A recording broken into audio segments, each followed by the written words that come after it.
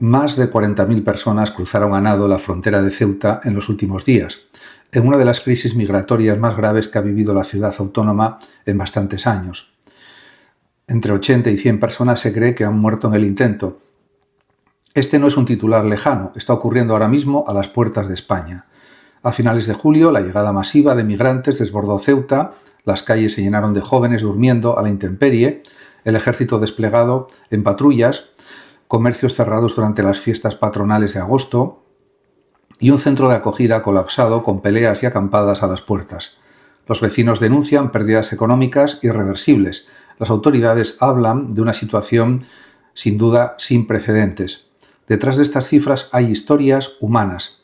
Adolescentes que duermen en parques, familias que huyen de la pobreza o de la guerra, personas que arriesgan la vida cruzando el estrecho en embarcaciones precarias o directamente a nado. Muchas de ellas son menores no acompañados.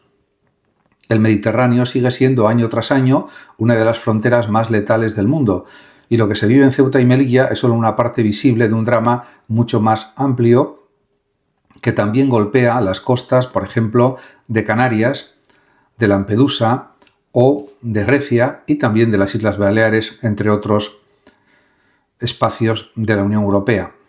La respuesta europea, sin embargo, ha sido fragmentada. El ministro de Exteriores, José Manuel Álvarez, ha llevado la crisis al Consejo de Interior de la Unión Europea exigiendo solidaridad a los socios europeos y ha criticado con dureza al gobierno de Italia por plantear la suspensión del acuerdo Schengen con España en lugar de ofrecer apoyo y solidaridad.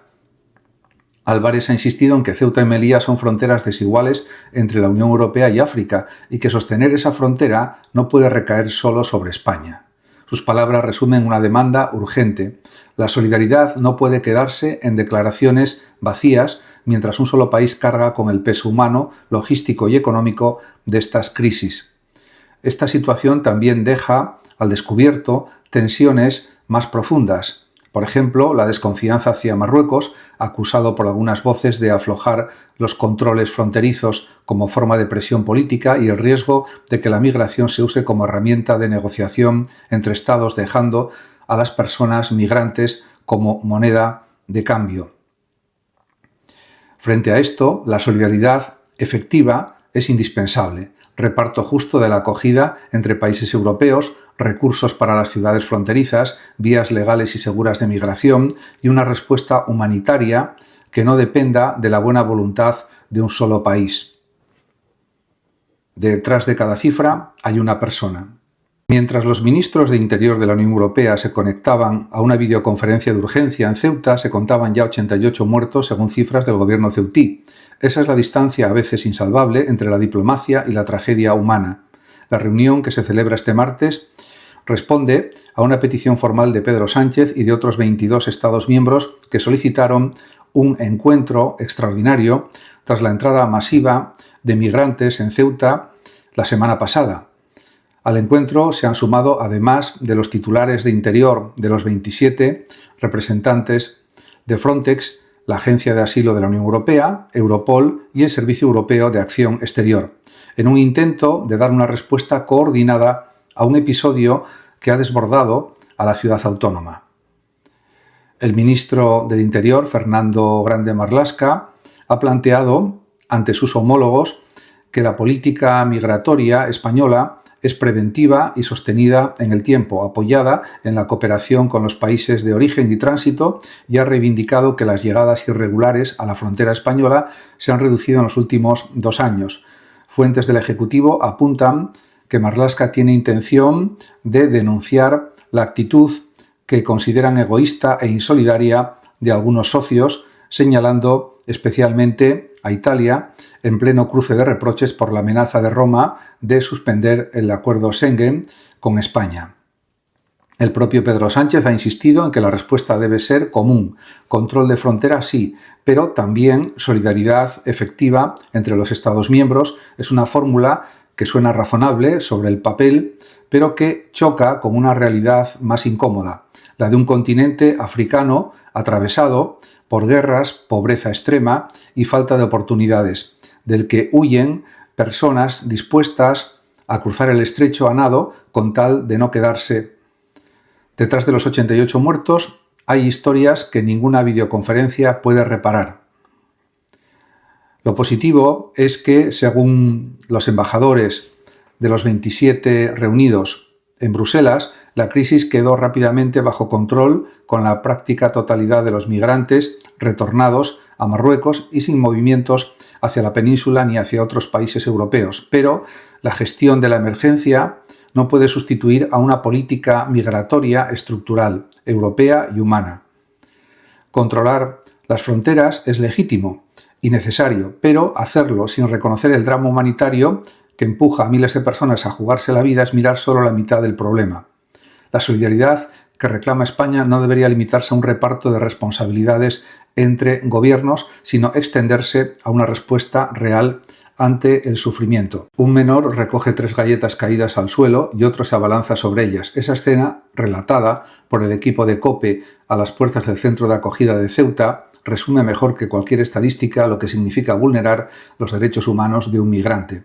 Durante 5 días, cientos de personas que cruzaron la frontera de Ceuta a nado permanecieron sin recibir alimentos de forma organizada. El centro de estancia temporal de inmigrantes, con capacidad para 500 personas, llegó a albergar a 750, mientras otras 1.500 esperaban fuera a la intemperie. No fue hasta este lunes cuando Cruz Roja y la organización Cooperación Sur-Sur repartieron los primeros víveres, pan, leche, agua, atún a unos 2.000 migrantes en la playa del Trampolín, ración a ración, bajo vigilancia policial para evitar altercados. La organización ceutí Luna Blanca ha distribuido más de 12.000 comidas en los últimos días. Es un alivio, sí, pero llega tarde y depende casi por completo de la generosidad de voluntarios, no de una respuesta institucional a la altura. En este sentido, hay que decir que aquí está el núcleo del problema.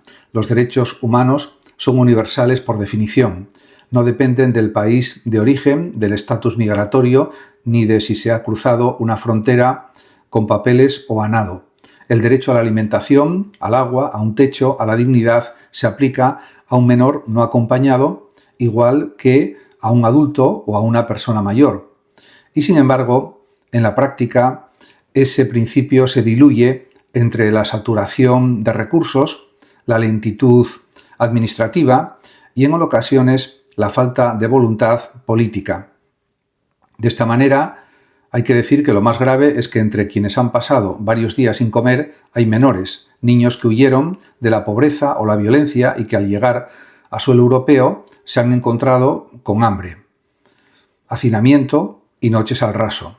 Es una paradoja dolorosa, escapar de una situación límite para caer en otra similar, esta vez en territorio que se presume garante de los derechos humanos.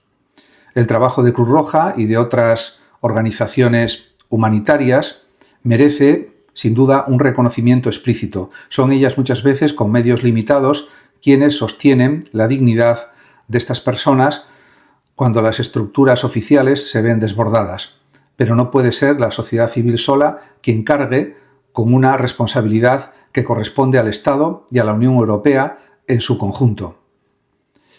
Reconocer el drama humanitario no exime de gestionar las fronteras con orden, pero el orden no puede construirse a costa de dejar a personas y especialmente a niños sin comer durante días. Los derechos humanos no son una opción a aplicar cuando sobran recursos. Imagina a 2 personas que nacen el mismo día, en el mismo país, pero una en un barrio con agua potable, escuela y hospital cerca, y otra en un asentamiento sin ninguna de esas cosas.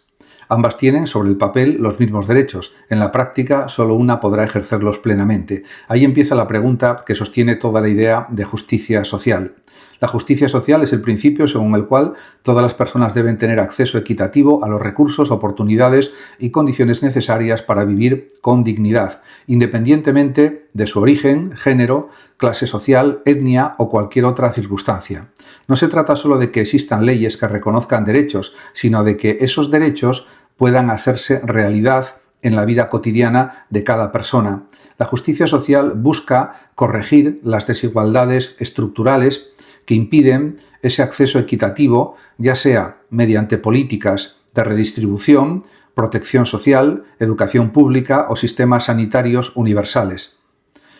Este concepto está profundamente ligado a los derechos humanos, pero no son exactamente lo mismo. Los derechos humanos son el marco normativo, un conjunto de garantías universales, inalienables e indivisibles que corresponden a toda persona por el simple hecho de existir, recogidas en declaraciones y tratados internacionales. La justicia social, en cambio, es la condición material que permite que esos derechos dejen de ser una promesa abstracta y se conviertan en una realidad vivida.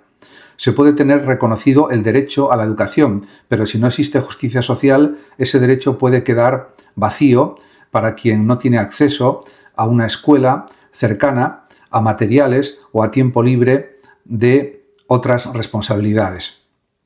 Dicho de otro modo, los derechos humanos establecen qué le corresponde a cada persona. La justicia social se pregunta si en la práctica todas las personas pueden acceder realmente a eso que les corresponde. Sin justicia social, los derechos humanos corren el riesgo de convertirse en un privilegio de quienes ya parten con ventaja, en lugar de una garantía universal. Esta relación se hace visible en ámbitos muy concretos.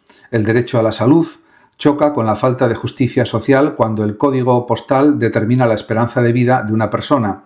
El derecho a la vivienda se vacía de contenido cuando los salarios no permiten pagar un alquiler digno. El derecho a la educación se convierte en papel mojado cuando el origen socioeconómico condiciona las oportunidades desde la infancia. En todos estos casos, el derecho existe formalmente, pero la injusticia social impide su ejercicio efectivo. Por eso, hablar de justicia social no es hablar de caridad ni de generosidad, sino de una exigencia ética. Migrantes y derechos humanos, la promesa que se rompe en la frontera. Un documento internacional dice que todos los seres humanos nacen libres e iguales en dignidad y derechos, pero basta cruzar una frontera sin los papeles correctos para que en la práctica esa igualdad se desvanezca. Ahí es donde el discurso de los derechos humanos se pone verdaderamente a prueba. Los derechos humanos son universales por definición. No dependen de la nacionalidad, del estatus legal, ni del modo en que una persona haya llegado a un territorio. La Declaración Universal de los Derechos Humanos y otros tratados internacionales reconocen a toda persona derechos como la vida, la integridad física, el acceso a la salud, la alimentación, la educación o el asilo en caso de persecución.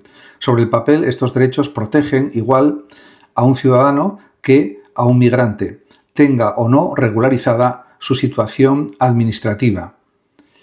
Sin embargo, la realidad demuestra una y otra vez que esta protección es, en muchos casos, más teórica que efectiva. Los migrantes suelen encontrarse en una posición de extrema vulnerabilidad. Cruzan fronteras en condiciones peligrosas, dependen de redes irregulares para desplazarse y al llegar se topan con sistemas de acogida saturados, procesos de asilo lentísimos y con frecuencia discursos políticos que los deshumanizan o los presentan como una amenaza antes que como personas con derechos. Esta brecha entre la norma y la práctica se ve con crudeza en episodios recientes como los vividos en Ceuta, donde decenas de miles de personas han permanecido días sin alimentos suficientes, durmiendo al raso, en centros que triplican su capacidad, etc. Entre ellas, menores no acompañados cuya protección reforzada exige el derecho internacional, pero que en los hechos han compartido el mismo hacinamiento y la misma escasez que los adultos. Cuando un niño pasa varios días sin comer en suelo europeo, el derecho a la alimentación deja de ser una garantía y se convierte en una excepción dependiente de la buena voluntad de organizaciones como Cruz Roja, por ejemplo, y de otras. El problema de fondo es que la gestión migratoria suele priorizar el control de fronteras sobre la protección de las personas, como si ambos objetivos fueran incompatibles. No lo son. Se puede y se debe ordenar la llegada de migrantes sin renunciar a garantizar condiciones mínimas de dignidad: alimento, refugio, atención médica, información y acceso a un proceso de asilo justo, si es lo que corresponde. Reconocer que los migrantes tienen derechos humanos no es una posición ideológica, es una obligación jurídica y ética que los Estados han asumido al firmar tratados internacionales.